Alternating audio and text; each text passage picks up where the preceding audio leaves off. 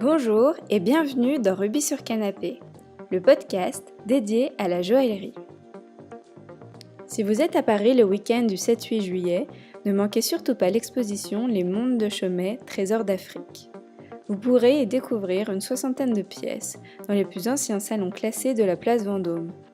En effet, l'exposition a lieu au sein du musée privé situé au-dessus de la boutique au 12 place Vendôme. L'entrée est libre, mais il faut néanmoins s'inscrire à un créneau horaire sur le site de Chaumet.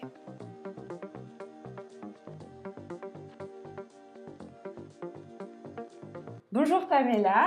Bonjour. Je suis ravie de vous accueillir dans Rubis sur Canapé. Merci beaucoup. C'est très gentil d'avoir accepté mon invitation. C'est un vrai plaisir, merci. Donc, vous êtes Pamela Astrid, designer de bijoux, joaillère et créatrice de la maison de joaillerie Morphée. Tout à fait.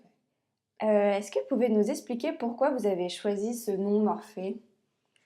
Ah Morphée, le dieu grec qui amène l'humanité au monde du rêve. C'est un dieu grec qui a la capacité aussi de se transformer en quelque chose qui est plaisant, quelque chose ou quelqu'un, un être Mais cher. que des choses plaisantes en fait ? Oui, parce que quand l'humain va se coucher, et juste dans cette période de somnolence, si vous voyez un énorme dieu grec qui est à côté de votre lit, je pense que vous paniqueriez quand même un tout petit peu. Donc il a la capacité de se transformer en quelque chose de plaisant, comme si vous étiez déjà rentré dans le monde des songes. Il est souvent dépeint dans les anciens tableaux avec des ailes de papillon. Et j'ai vraiment voulu reprendre cet aspect-là qui décrit également un peu le logo de la marque Morphée. J'ai pris les ailes de papillon d'une variété brésilienne qui s'appelle le papillon morpho, qui a donc la même racine latine. Et la particularité de ce papillon est que les ailes changent de couleur. L'aspect également de transformation a donc pris un impact dans la manière, l'approche du bijou transformable, qui est quelque chose d'assez récurrent dans les collections, et cette volonté aussi de retranscrire le rêve en réalité, quelque chose qui va être éternel et qui va être cristallisé au travers d'un savoir-faire hors pair, d'excellence, et également des matières précieuses, durables, l'or, le platine et les gemmes. C'est très beau. Merci. Comment vous définiriez-vous Morphée, votre marque ? J'essaie de retranscrire des éléments éphémères et précieux, que ce soit des expériences de la vie ou bien des symboles que j'essaie de considérer de façon avec une dimension internationale. Je dirais par exemple quand on regarde la collection Fais un vœu, pour moi et je pense pour un grand nombre d'entre nous, quand nous regardons une étoile filante dans le ciel, on va fermer les yeux et faire un vœu. Ce symbole, pour moi, évoque donc le rêve et va évoquer des choses que nous aimerions accomplir ou que nous aimerions découvrir dans la vie. Et donc, à travers la collection Fais un vœu, chaque bijou représente ce rêve et également la manière d'être porté doit en plus souligner ce concept. Notamment, il y a une bague entre doigts. Quand on la porte, on ne perçoit que les étoiles entre les doigts, on ne voit absolument pas le corps de bague. L'idée étant de justement ne pas laisser filer ses rêves entre les doigts. On ne voit pas le corps de bague, on voit juste ces petites étoiles qui filent entre les doigts et le corps de bague qui retient forcément ces étoiles. C'est comme s'il fallait toujours quand même retenir ses rêves, retenir ses vœux. La bague demi-phalange qu'on porte au bout du doigt étant l'idée qu'il faut toujours garder ses rêves au bout des doigts. Donc j'aime beaucoup jouer avec la notion de ces symboles aussi qui doivent être transcrits dans plusieurs langues pour aussi faire en sorte à ce que, une fois porté, ça puisse évoquer quelque chose dans la personne et la personne va pouvoir s'identifier et également commencer à me raconter leurs rêves, leurs histoires, leur parcours, leur jeunesse ou quelque chose qu'ils auront vécu. Les fleurs de cerisier par exemple, il y a certaines personnes qui vont tout de suite dire « Ah oui, je me souviens quand mon père me portait sur ses épaules pour que je puisse attraper les premières branches afin de faire secouer ces branches et que les pétales de fleurs puissent tomber au sol. Des souvenirs d'enfance comme ça, pour moi, sont extrêmement précieux. Ce sont des moments éphémères, tout comme un rêve. C'est quelque chose d'extrêmement volatile. Et ce côté un petit peu éthéréal que j'essaye de préserver dans un bijou, ben, c'est comme une bouffée d'air frais. Parce que je pense qu'une fois qu'on re-regarde son bijou porté, on se rappelle de ce moment plaisant. Et c'est un moment de joie, en fait, que j'essaye de retranscrire Et dans du cet coup, ADN c'est un moment éphémère, mais qui va rester pérenne, éternel. éternel. Mhm. C'est très original comme façon de voir et surtout universel. En fait, ça parle à tout le monde. J'essaye. J'essaye. C'est vrai que, par exemple, la collection Bouton d'Or, beaucoup de personnes ici en France vont dire oui, oui, oui, moi aussi, quand j'étais petite, je mettais le bouton d'or sous mon menton et on explosait de rire parce que ça voulait dire qu'on aimait le beurre. Si je dis ça à quelqu'un en Chine, par contre, ils ne connaissent pas cette histoire. Donc, j'explore encore des symboles que j'essaye d'adapter. Oui, mais peut-être qu'ils auront d'autres histoires Exactement. liées et ce sera tout aussi chouette. Et les pierres aussi sont-elles une source d'inspiration en elles-mêmes? Absolument. Absolument, parce que d'une part, la couleur des pierres, elles permettent réellement de retranscrire quelque chose de réel. Donc j'essaye vraiment d'avoir des chromis qui se rapprochent des couleurs qu'on va voir. Par exemple, le bouton d'or, je vais utiliser une certaine couleur de saphir jaune afin de retranscrire au plus proche le jaune qu'on va voir dans les prairies de cette fleur. Mais dans un autre sens, il y a également la collection que j'ai récemment développée qui s'appelle Aurore boréale, où là, je parle vraiment des opales australiennes, des opales noires. Et, et ça, en fait, j'ai été en Laponie pour aller voir les aurores boréales. Et c'était un moment absolument magique, parce que c'est quelque chose de complètement éthéréal. C'est comme si les dieux venaient de tirer des rideaux de couleurs, de cascades de couleurs qui traversaient le ciel au ralenti. Et je me suis dit, c'est absolument incroyable comme vue, comme moment. Et comment retranscrire ça dans un bijou, ça m'avait beaucoup travaillé pendant plusieurs années. Et un jour, un de mes négociants en pierre, un de mes marchands de pierre, m'a tendu une opale de 25 carats et il me l'a posée sur ma main et il m'a dit qu'est-ce que tu en penses? Et là, je voyageais sur place parce qu'au travers de cette pierre, j'ai revu les aurores boréales. Là, on a tout ce jeu de couleurs parce qu'on a les bleus, on a les verts, on a des petites pointes de rouge, des petites pointes d'orange, on a les pourpres. Et ce qui est magique, c'est que la pierre vit, elle bouge. Quand on passe la lumière, quand la pierre bouge elle-même, on voit toutes ces couleurs qui s'allument, qui s'éteignent, qui changent, qui cascadent. Et c'est ce même effet que les aurores boréales font dans le ciel. Parce que ce ne sont pas des lumières qui sont statiques, ce sont des lumières qui sont très vaporeuses et qui bougent. Et donc, il y a cette notion de mouvement, de changement de couleur, et les mêmes couleurs qui étaient retranscrites dans cette pierre. Donc oui, effectivement, la pierre en elle-même peut être vraiment une source d'inspiration première, tout comme elle peut accompagner, je dirais, le concept de base tel que par exemple les boutons d'or. Et est-ce qu'il y a des pierres que vous aimez plus que d'autres ou non? Je dirais les pierres de couleur. Je suis vraiment très très fan des pierres de couleur, le saphir particulièrement, dont certaines variétés qu'on peut trouver du côté de Sri Lanka qui ont des inclusions en forme d'ailes de papillon. Ça, c'est peut-être une des pierres que j'ai eu vraiment le coup de cœur pour. Bon, après, je suis aussi très très fan de l'animal en question. Les opales, très clairement, parce que pour moi, c'est une pierre qui n'a pas à choisir. Chaque pierre, elle a besoin de choisir sa couleur. L'émeraude est verte, le saphir, il est bleu, ou bien il est mauve, ou bien il est jaune. Le rubis est rouge, peut-être un petit peu rosé. Et l'opale, elle est toutes les couleurs. C'est vrai, Ça, c'est un peu la reine. voilà, c'est exactement ça. Vous faites des tirages limités de vos bijoux. Pourquoi ce choix? Les pièces sont limitées parce que j'ai voulu rendre aussi hommage à une technique de fabrication pour la sculpture des bronzes notamment. J'utilise une technique qui est très similaire, qu'on explore beaucoup ici à Paris, c'est la technique de la fonte à la cire perdue. On va sculpter un bijou en cire, on va ensuite en réaliser un moule et le tirage est limité à 9 exemplaires, ce qui est la même technique que nous utilisons pour la fabrication des bronzes. Et on respecte le métier d'art et une fois que les 9 tirages ont été réalisés, ensuite on casse le moule. Oui, en fait, c'est fini, c'est le cycle de vie et il ne faut pas essayer d'aller au-delà.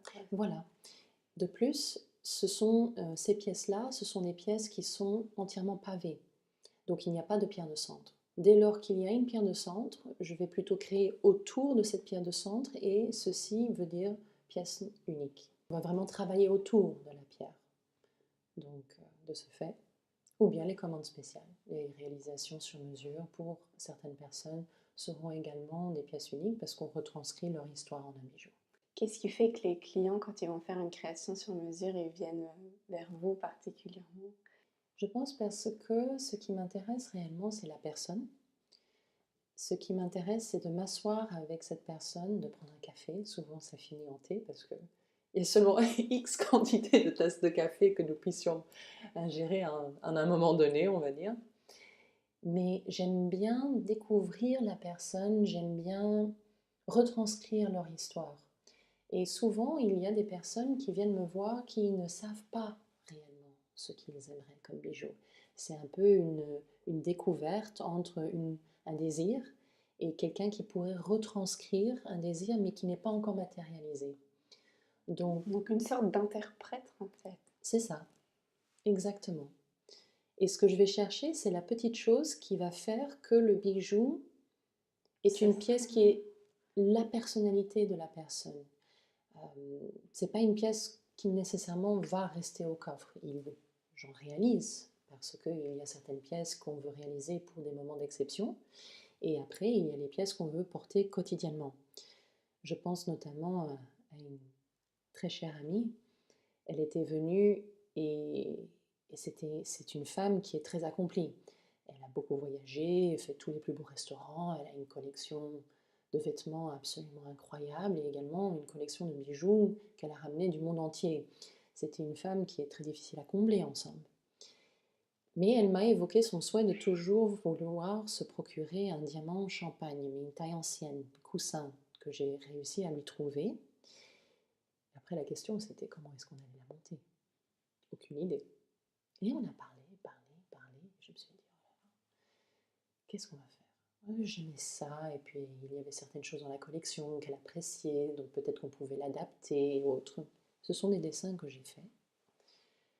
Mais il y a un moment où elle m'a parlé de sa garde-robe, et elle m'a dit, j'adore mettre du lilas avec du jaune. Et là, j'ai froncé du sourcil en me disant, tiens, quel drôle de code couleur. Mais je n'ai rien dit, j'ai juste froncé du sourcil.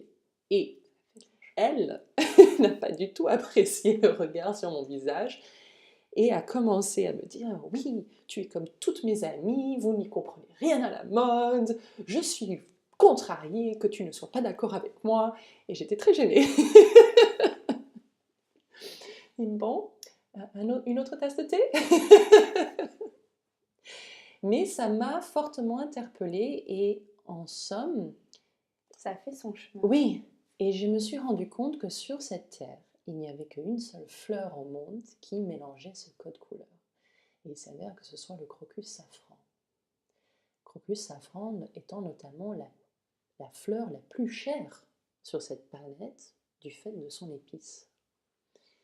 Je lui ai donc réalisé des dessins de son diamant champagne au centre, avec un dégradé de diamant jaune blanc à l'envers du saphir mauve, et les 3 pistils émaillés rouges qui retenaient la pierre de centre.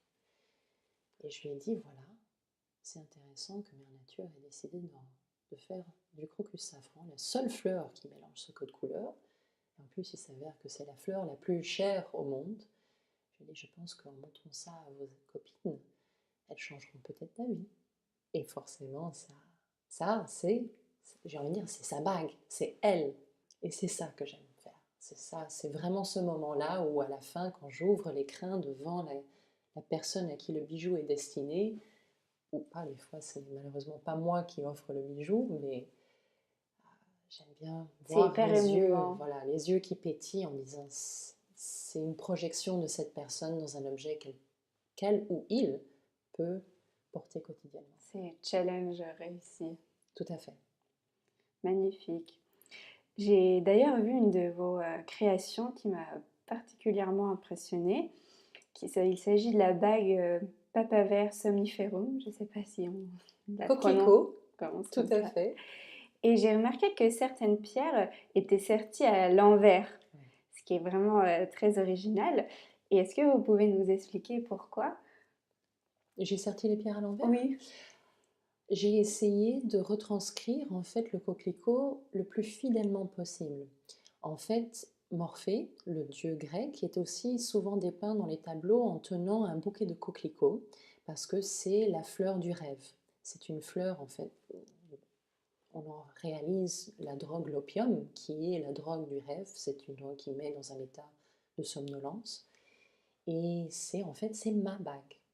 Cette bague, je dirais, c'est lié à Morphée. Et ben moi, Pamela, j'ai la bague coquelicot qui représente donc ce monde de rêve, ce monde, voilà, une extension de Morphée.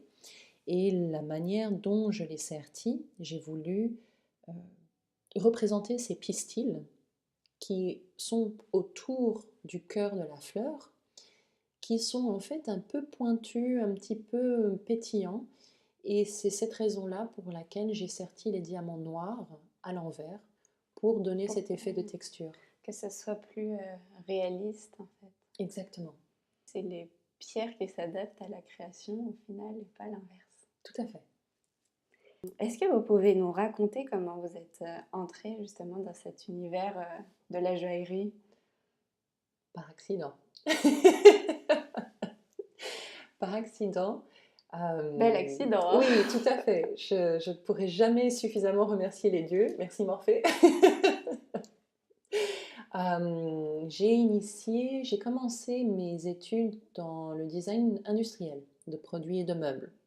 Et c'était une époque où Habitat, Ikea ont commencé à prendre une certaine place sur le marché et tout ce qui était Young British Artists, Saatchi & Saatchi, donc tout ce qui était très conceptuel et avant-gardiste était aussi très populaire.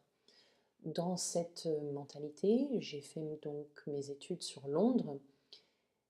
On était sur des choses qui étaient fonctionnelles mais alternatives et des choses qui pouvaient être flat pack, des choses qui étaient faciles à transformer. On était sur vraiment un concept de quantité et de pouvoir plaire à un maximum de monde. C'était super, mais moi je voulais toujours rajouter le petit truc qui faisait que c'était personnel. Le petit détail où je me dis, oui, cette armoire, elle serait magnifique, mais il faudrait la jouer au laser pour faire un motif fleuri, un effet dentelle. Ce serait déjà même plus léger à transporter. Et mes professeurs me disaient, mais non, parce que ça va plaire, c'est trop ciblé. Ça ne va pas plaire à autant de personnes si c'est ornemental. Ça m'a contrariée. Et en travaillant le bois, le plastique, le métal, le verre, j'ai commencé à travailler à une plus petite échelle. Fascinée par la nature, j'ai commencé naturellement à réaliser des bijoux, mais qui étaient plus fantaisie.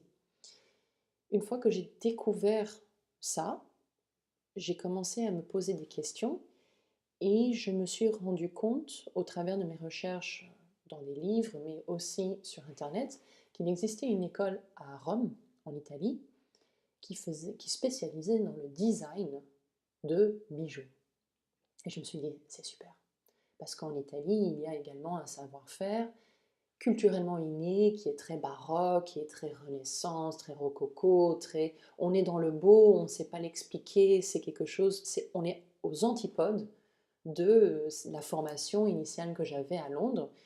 Et je me suis dit, c'est génial, je vais aller à Rome et je vais je vais aller étudier et apprendre l'italien, parce que c'était une école 100% italienne, et je vais me lancer là-dedans. J'ai adoré. J'ai absolument adoré. La seule chose qui me tracassait, c'est que je me souviendrai toujours, j'avais une discussion avec un collègue, il m'avait fait enfin pas moi, mais il avait réalisé un dessin d'une boucle d'oreille, sublime, une technique de dessin incroyable. On en tomberait amoureux sur papier. Et je lui ai dit, mais elle est magnifique ta boucle d'oreille, mais comment est-ce qu'elle tient? Et il me répond, ah, mais c'est pas mon problème. Je dis, ça c'est pour l'ingénieur. Moi, regarde, elle est magnifique, regarde, je te plie le papier, je te le mets sur ton oreille. Regarde, tu es superbe avec cette boucle d'oreille. Et je dis, oui, mais elle tient comment sur mon oreille, la boucle? Oh, on verra plus tard. Et j'ai dit, oui, non, je viens d'un background qui est industriel, ingénieur, on est sur AutoCAD, on fait des plans techniques d'ingénieur. Non, je ne comprends pas comment on fabrique, elle est magnifique, mais comment on la fabrique? Et c'est là que je me suis repenchée sur Internet, j'ai commencé à refaire des recherches, et je me suis penchée sur une nouvelle école. Celle-ci m'a amenée à Paris, à la Haute École de Joaillerie, qui s'appelait HPJO à l'époque, rue du Louvre. Et là, j'ai découvert une école qui m'a fait rêver, parce qu'on était élèves de personnes qui travaillaient pour la place Vendôme, pour les plus grandes maisons, mais qui étaient proprement les fabricants artisanaux de ce métier. Donc j'ai été assise à la cheville, j'ai appris à sculpter la cire, travailler le métal, faire du sertissage, de la gravure, de la fonte, de l'enfilage de perles, tous les métiers qui me servent aujourd'hui quand je dessine à pouvoir réaliser quelque chose non seulement qui est techniquement faisable, mais également, je pense et j'espère, beau. Qui fait que du coup le rêve devient aussi réalité. Oui, exactement, qui est possible. C'est vrai que c'est très important. Mais est-ce que du coup vous étiez issu d'une famille un peu portée sur les arts ou pas du tout? Porté sur les arts, oui. Mon grand-père a beaucoup travaillé dans les antiquités en tant que marchand. Mon père est dans la musique, il a des studios d'enregistrement. Et ma mère est artiste peintre qui est issue d'une famille de littéraires. Ah oui. Donc on est baigné dans les arts, mais aussi ce sont des personnes qui ont été également entrepreneurs et pas juste rêveurs. C'est très important aussi. Disons qu'il faut chacun, chacun sa manière de vivre. Chaque art se défend, chaque art se explore de différentes façons, mais il est vrai que pour moi, personnellement, j'aime beaucoup cette alliance entre l'entrepreneuriat, le commercial, le rêve, le dessin, le côté artistique. J'aime beaucoup, je trouve que c'est très complet, ça me correspond. Quel est l'attachement émotionnel que vous avez avec les bijoux? Qu'est-ce qu'ils représentent pour vous? Est-ce que vous avez un bijou préféré? Le bijou, pour moi, il représente tout. En fait, c'est pour moi, quand j'ai découvert le bijou, j'ai immédiatement su que j'avais, c'est peut-être bizarre, mais quelque part trouvé ma raison de vivre. Parce que une fois que j'ai découvert le bijou, je me suis rendu compte que tout a commencé à se mettre en place. Tout a commencé à faire du sens. Comme un déclic. Exact, oui. En somme, quand je retrace l'histoire de l'humanité, quand on regarde les premières pièces que nous avons dans les musées, ce sont des bijoux. Il n'y a rien pour moi dans ma manière de percevoir la vie qui n'est pas lié aux bijoux. On peut parler de système bancaire, c'est lié aux bijoux. Les orfèvres ont créé les premières pièces de monnaie, on peut parler d'or, on peut parler de transactions de matières premières. Les tableaux, ce sont des minéraux, des pierres précieuses qui ont été écrasées pour réaliser l'ocre, le lapis, pour réaliser les couleurs des plus grandes œuvres d'art qu'on connaît aujourd'hui, qui remplissent les murs de nos musées. Il n'y a pas les outils, je veux dire même la manière dont on va recycler la poudre de matière qu'on a broyée, on les utilise pour faire des panneaux réflecteurs sur l'autoroute, on utilise les poudres de perles dans nos produits cosmétiques, on va utiliser la poudre de diamant dans des produits, je pense à la diamantine qu'on utilisait dans les ménages dans les années 60. Les guerres sont liées, la politique est liée, les accomplissements technologiques, les machines qu'on a dû développer pour miner sous l'eau, pour pouvoir creuser des trous énormes, on a créé des villes entières autour d'une pierre. On s'est surpassé dans certaines technologies pour pouvoir aller dans certains endroits. La géologie a un rapport, l'étude des météos. Je veux dire, je pense que les gémologues, ce sont les seuls qui sont hyper interpellés et à la limite, malheureusement, excités par l'idée qu'il y ait un volcan en éruption ou des plaques tectoniques qui bougent et qu'il y ait un tsunami parce qu'on se dit oh, il y a quelque chose qui se passe dans la Terre. On va peut-être découvrir une source, une mine, un nouveau. Des superstitions, l'élégance, les toilettes, la mode, il n'y a rien pour moi qui n'est pas lié aux bijoux. Et donc, c'est vraiment une façon de vivre, une façon de percevoir le monde qui. Voilà, ça fait du sens pour moi. Donc, pour moi, le bijou, ça veut tout dire. C'est très beau.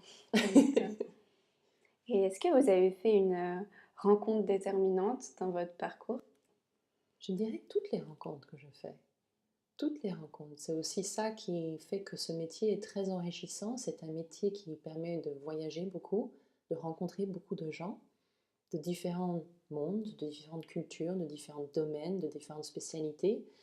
Et chaque rencontre permet, de part peut-être aussi que le bijou est une passion, c'est quelque chose qui permet aussi d'établir une conversation et ça permet d'avoir un échange. Et j'adore le fait de pouvoir rencontrer des personnes pour partager ce moment. Et ce sont aussi des réflexions, des retours au travers de ces conversations qui permettent de toujours remettre en question ou de changer d'idée ou de changer de point de vue. Et donc chaque rencontre, je dirais, est un peu quelque chose qui va guider, qui va permettre d'avancer, de reculer ou de changer d'avis ou de continuer. Vous êtes belge et américaine et vous avez beaucoup voyagé pendant vos études, notamment à Londres, à Rome, comme vous nous l'expliquiez précédemment. Où est-ce que vous avez préféré étudier? Parce que vous disiez qu'en Italie, c'était beau, rococo, etc. Mais à Londres aussi, il y a une espèce d'effervescence incroyable. Joker. Concernant les 3 villes dans lesquelles j'ai étudié, donc Londres, Rome et Paris, ce sont 3 villes qui sont très différentes. Elles sont très enrichissantes de différentes façons. Et je ne peux pas dire que j'en ai préféré une plus que l'autre parce que les 3, j'ai plaisir à perpétuellement y retourner, perpétuellement me développer dans ces 3 villes. Et ça reste vous toujours. Sentez bien dans les 3 en fait. Ah oui, absolument. Et je pense que c'est ça aussi qui est fantastique avec ce métier, c'est que pas juste dans ces 3 villes, mais dans plein d'autres villes auxquelles ce métier m'a amené à travailler ou même à vivre, même si ce n'est que de manière ponctuelle, je me sens très très à l'aise. Est-ce qu'il y a des spécificités de ces différents pays en matière artistique? Est-ce qu'ils voient l'art de la même manière ou pas du tout? Pas du tout. Pas du tout. C'est très intéressant, même je dirais l'approche artistique. Et ça, je l'ai découvert plus tard également dans ma carrière au travers de voyages et au travers du fait que j'ai travaillé avec beaucoup d'ateliers à l'international. J'ai travaillé avec des ateliers en Chine, avec des ateliers à Istanbul, en Italie, enfin à Anvers forcément. Et oui, je suis quand même fidèle à mon pays. C'est absolument remarquable de voir la technicité, les spécificités, aussi les produits, les matériaux qui sont disponibles d'une région à l'autre.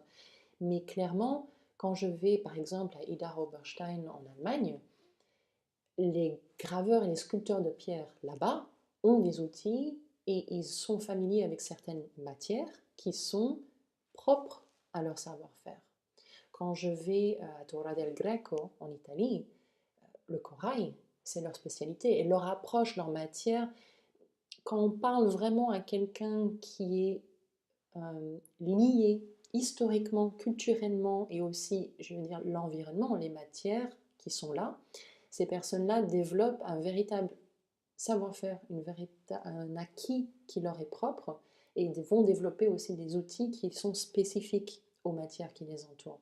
À Paris, par exemple, nous sommes très très forts pour pouvoir travailler la cire, la sculpture, et on va faire de la fonte à la cire perdue.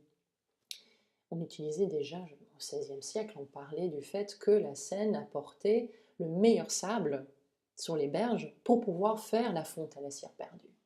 Donc c'est vraiment ancré dans les mœurs. À Anvers, par contre, ils adorent travailler directement le métal. Donc ils vont laminer l'or et ils vont venir travailler, souder, couper directement le métal. Chose ici à Paris qui est Moins un naturel. peu plus... Ce sont vraiment, il y a des personnes qui le font et qui le font avec énormément de maîtrise, mais c'est beaucoup plus spécifique. Il y a quelques personnes. Tandis que là-bas, c'est un savoir-faire qui est beaucoup plus acquis partout, en règle générale. Ou quand je vais à Istanbul, par exemple, là-bas, les législations permettent encore d'avoir certains produits qui, aujourd'hui, ici en Europe, avec les normes, en fait, on a banni certains produits qui fait qu'on ne peut pas obtenir les mêmes couleurs au niveau de l'émaillage ou les mêmes dégradés de couleurs, etc., etc. Donc j'arrive par exemple à retrouver des couleurs d'émaillage en Turquie qui sont proches des techniques d'émaillage qu'on pouvait avoir ici en France à l'époque Art Nouveau, mais qu'on n'a malheureusement plus. Et pourquoi avez-vous choisi du coup de vous installer à Paris finalement? Paris, pour moi, c'est le juste milieu entre les mentalités du Nord et les mentalités du Sud. On a un équilibre et aussi il y a quelque chose de fortement romantique à Paris. J'ai vraiment un confort ici géographique parce que ça me permet de très facilement voyager entre le reste du monde. J'allais dire entre Bruxelles, entre Anvers, entre Londres, mais en fait partout. Ici, l'aéroport, les trains sont des systèmes qui sont très faciles d'accès et ça me permet de me rendre demain à Hong Kong si je le souhaite, ou à Las Vegas, ou qu'importe, mais ou Sri Lanka. À Anvers, je m'assois dans le train, 2 heures plus tard, j'y suis, c'est absolument fantastique. Ça, vous avez déjà un petit peu répondu, mais quelles sont les joies que vous procure vraiment votre métier et aussi les difficultés que vous rencontrez au quotidien? Je dirais les joies, je pense en avoir déjà un petit peu parlé, dans le Voilà. sens que c'est vraiment de pouvoir retranscrire quelque chose avec des matières qui sont absolument sublimes. Soyons honnêtes, pour moi, ce sont des matières absolument sublimes, ce sont des matières nobles, ce sont des trésors de la terre que l'homme va venir subliminer et de plus, on va rassembler tout ça dans un objet que j'espère sera éternel, qui va quelque part non seulement marquer une vie, mais peut-être à ma petite échelle contribuer à l'histoire de l'humanité. Je le souhaite, je l'espère, je touche du bois. Mais ce sont des choses qui sont tellement précieuses et je me sens tellement privilégiée de pouvoir explorer tout ça que ça me rapporte énormément de joie. Le challenge, je dirais, c'est la même chose. En fait, c'est de travailler ces matières parce que on n'a pas trop droit à l'erreur. Ce sont des choses qu'il faut faire de manière très réfléchie. Ce sont des choses c'est une approche avec énormément de respect parce que ce sont des matières qui sont nobles, qui sont précieuses, qui sont onéreuses. Et de ce fait, il faut énormément considérer l'objet et énormément considérer également les personnes avec qui on travaille pour pouvoir réaliser au mieux ces pièces, parce que l'effet final, en fait, c'est ce que je dis, c'est le pétillement des yeux de la personne qui va recevoir cette pièce, en se disant, elle est parfaite. Et je ne veux pas qu'elle sorte de l'atelier sans qu'elle soit parfaite. Et c'est un vrai challenge.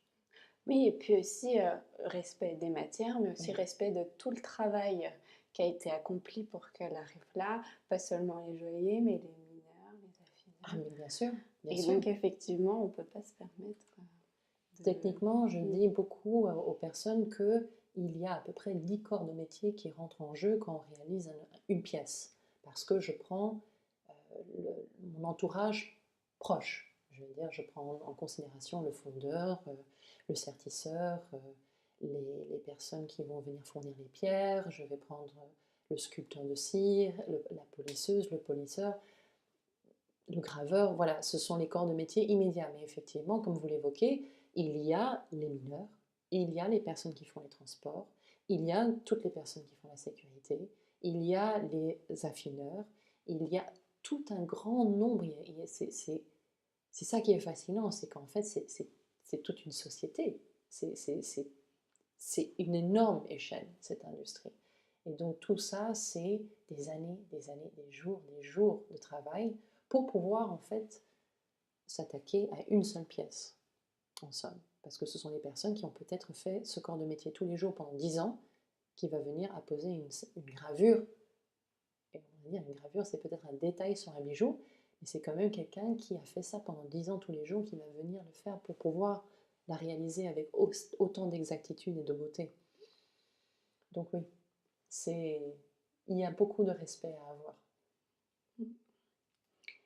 Et pour terminer, est-ce que vous avez une citation qui vous parle et que vous auriez envie de partager avec les auditeurs? Les rêves peuvent devenir réalité. C'est très beau. Eh bien, merci beaucoup Pamela pour cette très belle interview. Merci à vous. Merci beaucoup Claire. Merci à Rubis sur Canapé. Merci beaucoup d'avoir suivi cet épisode. Si vous aimez Rubis sur Canapé, n'hésitez pas à aller sur iTunes, lui attribuer des petites étoiles. Cela est essentiel pour le développement du podcast, car ça l'aidera à être mieux référencé, donc plus connu et écouté. Vous pouvez également partager cet épisode sur les différents réseaux sociaux. À très bientôt dans Rubis sur Canapé.